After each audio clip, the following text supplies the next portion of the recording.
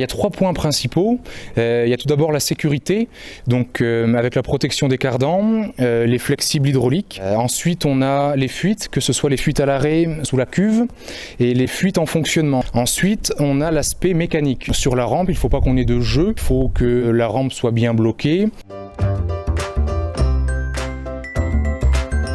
Il faut que le pulvé soit en fonctionnement, il faut qu'il soit propre, il faut qu'il soit donc propre à l'intérieur, à l'extérieur, et il faut qu'il y ait 500 litres d'eau claire à l'intérieur pour pouvoir pallier aux essais lors du contrôle. Il faut que le pulvérisateur soit attelé au tracteur principal auquel il a l'habitude d'être attelé. Alors la sécurité, donc c'est la protection cardan et on peut aussi la signalisation. Les feux de signalisation, c'est aussi important. Alors la question hydraulique, il faut que les flexibles hydrauliques ne soient pas altérés. C'est-à-dire qu'il faut que les flexibles soient bien branchés, bien fermés, que les régulateurs de pression soient bien réglés. Il ne faut pas que la rampe s'ouvre d'un coup parce qu'on peut avoir des problèmes ensuite sur la rampe.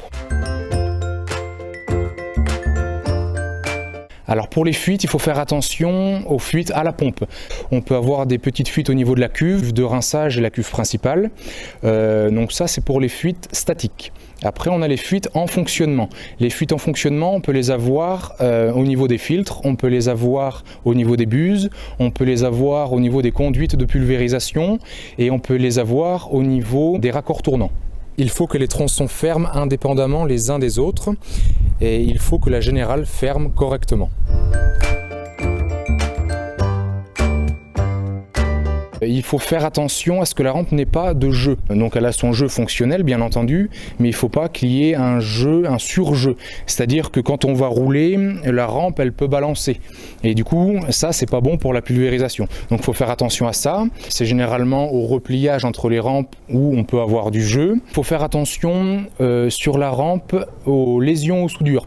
Il se peut que, à force d'utiliser le pulvérisateur, il y a des pièces qui se fragilisent et à ce moment-là, on peut avoir des lésions à certaines soudures. Donc il faut faire le tour de son pulvérisateur et les vérifier si tout va bien.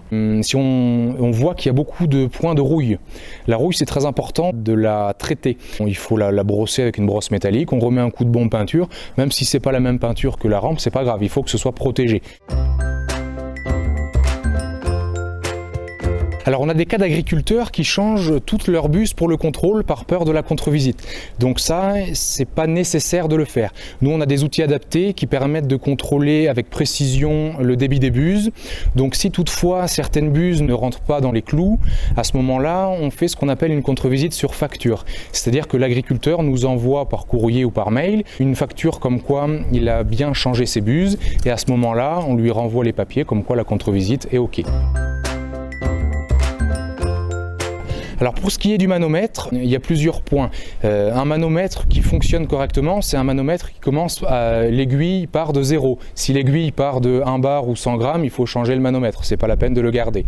Ensuite, si on ne voit pas forcément bien les chiffres du manomètre, c'est pareil, il faut le changer. Il y a aussi le cas où l'aiguille est cassée, donc on n'a pas de précision, donc à ce moment-là, il faut également changer le manomètre.